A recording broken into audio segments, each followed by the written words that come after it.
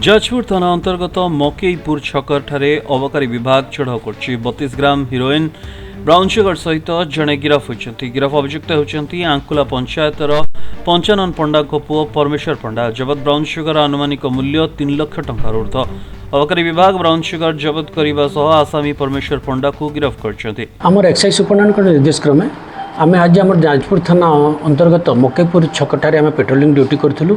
आसामी को देखी तार गतिविधि सन्देह हबार आम अटकाई पाखु 32 ग्राम ब्राउन सुगर जबत करूँ। तार अनुमानिक मूल्य 3 लाख अधिक है। यही घटना बर्तमान जड़े गिरफ होती तदंत चालू रही।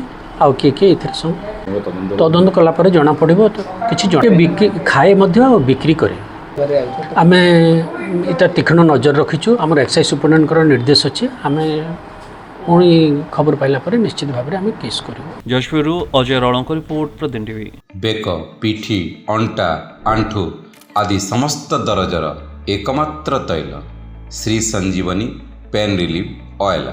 श्री संजीवनी लगैले जमा बिंदीवनी। श्री संजीवनी पेन रिलीफ ऑयल हर दर्द को समझे, रखे सबका ख्याल।